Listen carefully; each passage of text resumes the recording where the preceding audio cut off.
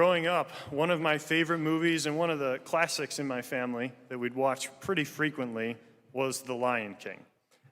Simba was my favorite character, Simba the little lion. And the reason for that was I think I grew up wanting to be like my dad.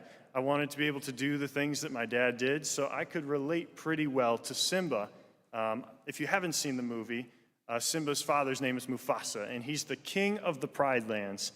He's the ruler. He kind of controls everything, makes sure that everyone lives happily, freely, and well.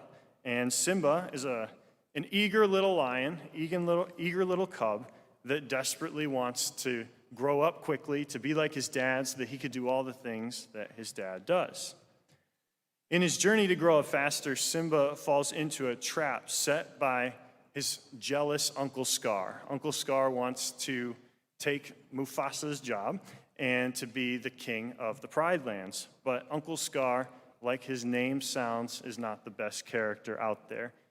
He's got a vengeance to take out against his brother, and he finds a way to lure Simba into a stampede, which for a little lion cub would be an extremely dangerous encounter, one that he would definitely need saving from.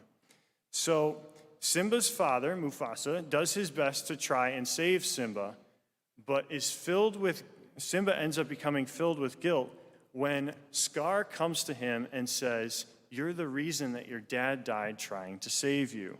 He tells Simba that it was all his fault that his father died in his attempts to save his son. So Simba asks his uncle, "Well, what should I do? Should I go back to the Pride Lands? Should I go back, clearly I'm in trouble here. I did something wrong." Scar says to Simba, "Run away, Simba. Run. Run away and never return." Now in our gospel today, Jesus hears a very similar voice to Mufasa's when Peter tells him, or to Scar's, when Peter tells him that he doesn't need to suffer, be rejected, and be killed. Jesus' response to Peter is intense. He says, "Get behind me, Satan." This is striking, or it should shake us up to think that Peter, the first pope, one of the first leaders in our church, Jesus calls him Satan. Now, Jesus wasn't actually calling Peter Satan. He was making the point that Peter had forgotten who he was and whose he was. Peter was obviously scared for his master's safety and had forgotten that Jesus had an entire mission that he came for that, Peter completely forgot about. Jesus had everything about the mission, even his death that he was telling his disciples about. He had everything under control.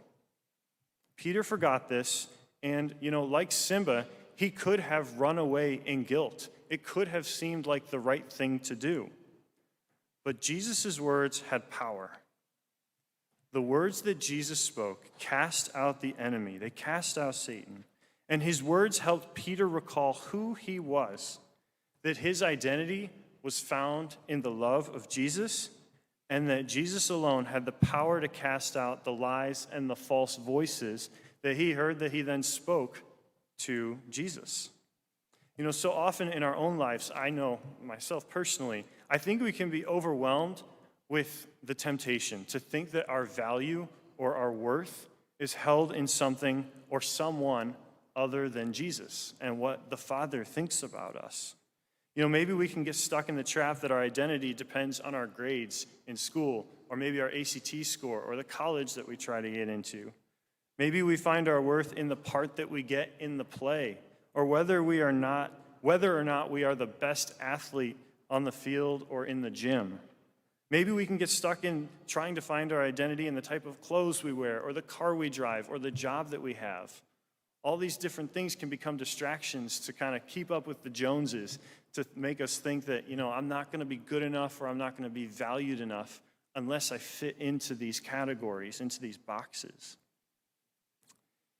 You see, in The Lion King, Simba eventually has an encounter with his father that was kind of like the "get behind me, Satan" moment that Peter had with Jesus in our gospel. Later in the movie, towards the end, after Simba runs away, grows up, becomes a mature adult lion, he ends up having an encounter with the spirit of his father. His father Mufasa appears to him and ultimately leaves him with the message to remember who you are. He says to Simba, remember who you are, from where you came. Who was Simba? He was a son. He was a beloved son in the line of many, many great king lions that ruled the Pride Land. And the same is true of each and every one in this church this morning, and everyone outside this church this morning. We are all beloved sons and daughters of God. There will always be voices telling us that we need to be more, to have more, to do more, to be enough, or maybe we need to do less of a certain thing to be beloved or to be good enough. This is never the Father's voice. This is not the voice that even Mufasa spoke over Simba towards the end of the movie. Our Father tells us that we are enough simply because he made us and we are his. And there's nothing that can change that. There's nothing that we have to do in this world to change that. We simply need to frequently rest in and remind ourselves of this truth, because the world out there isn't doing that for us. When we walk out of these doors, the world out there wants to tell us that you got to be able to keep up, you got to be able to accomplish all the things that we say you have to accomplish to be enough. The God that we encounter here at this altar in just a few minutes tells us you are enough, and you are loved because I created you, I desire you, and I want you to be with me forever. As Father Jim mentioned at the beginning of Mass, today is the kickoff for our parish PSR program. And to just kind of make a little bit of a connection to that, I think as a parish, we really need to lift up both our catechists and our PSR students this weekend. The role of a catechist oftentimes can be diminished to being just a teacher of the faith. But a catechist is defined as one who facilitates an encounter with God for those that they are catechizing. So it's a legitimately powerful, influential role in the life of the youth of our parish. And because of that, we need to pray for our catechists, that they're able to be faithful, that they're able to be vessels of that encounter with God, so that our young people who aren't just showing up for class, they aren't just coming to learn about the little different aspects of the faith, but hopefully if the catechist is doing their job effectively and well, they're actually encountering the God who says to them, you are my beloved, you are special, you are way more than the sum of your accomplishments or your works or your talents. You are loved just because you are.